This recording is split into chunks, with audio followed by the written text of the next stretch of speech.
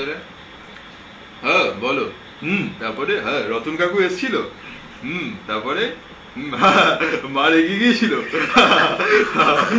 তারপরে হ্যাঁ হ্যাঁ রাখছি। হ্যাঁ হ্যাঁ নাও, আজকে একটা মজা হয়েছে। হ্যাঁ কি হয়েছে?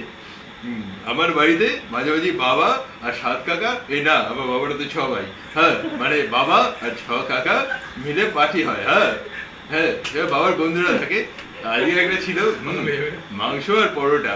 এবার বাড়িতে মাংসের বাড়িটা আলমারিতে থেকে গেছে আর মা খুব রেগে গেছে। আর তাই জন্য মা বলেছে আমি আর মাংস খাবো না, আমায় এগরোল এনে দাও। এই মাংস আর পরোটা আর একটু মাল। এ অব্দি ঠিক ছিল, এ অব্দি বিশ্বাসযোগ্য ছিল। বাবা বলেছে পাস করে নে, তারপর তুই আমি বসে মাল খাবো। কাঁচা ঢপটা কেন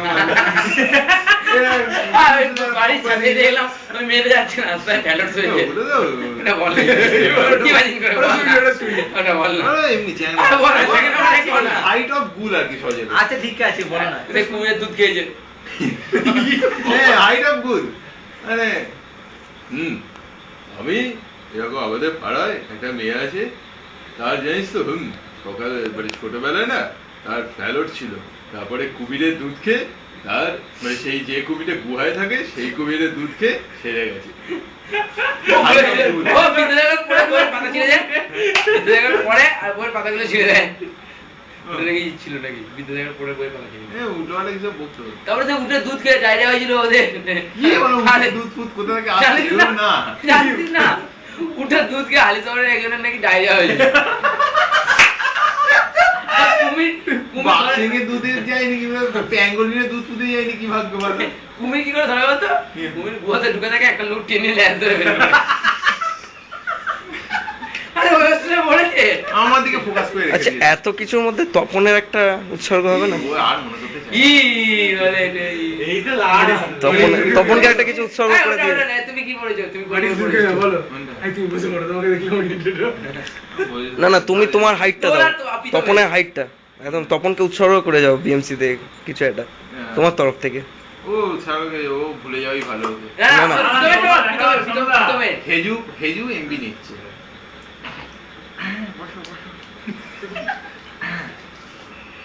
তুমি আমাকে বলো ক্ল্যামাইডিয়া কলোনি যেটা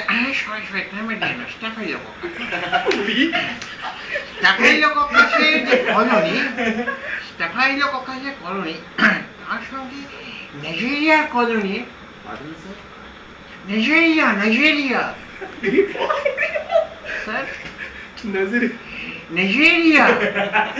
নাইজেরিয়া কলোনি আর কি ডিফারেন্স ওটা তুমি বলো বুঝছো? খুব ইজি কোশ্চেন, এটা তুমি পারবে আমি জানি। না পারলেও কোনো নেই, পাস করে যাবে, কোনো চিন্তা নেই, সবাই পাস করবে। তো এই নাইজেরিয়ার সঙ্গে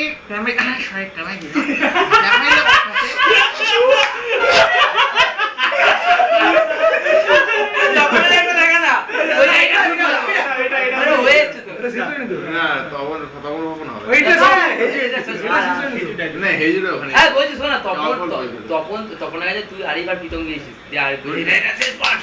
ও বাবা আমি গেছি। বল তুমি কি দেবে? তুমি দেখি কটা দিয়েছ। শেষ দিনকে শেষ করতে হবে না? হাইক করতে পারো না? দেখি তোমার দেখি একই রে অনেক বাকি। তোমার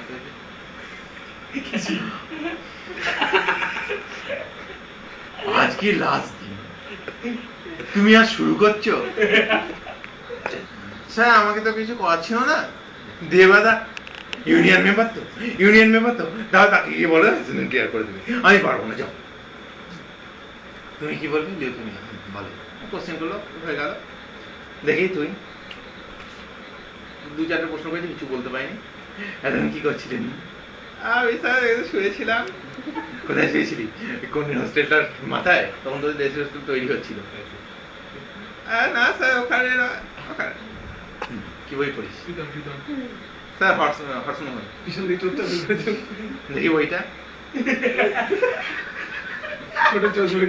এত রেগে গেছে না, হতাশ হয়ে পড়েছে।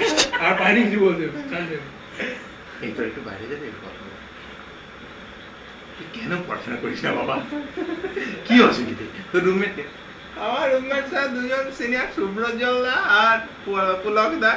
এই তুমি এসো, এ ত্রিপুরার ছেলে, এ বাংলা বোঝে না ভালো, কেন তুমি একে বাঙালি রুমমেট দিয়েছো? কেন তোমরা ওকে রুমমেট নাওনি? ভালো করে পড়াবে, এর কোনো দোষ নেই, সব দোষ তোমাদের। যা বাবা, তুমি ক্লিয়ার করে দিলাম।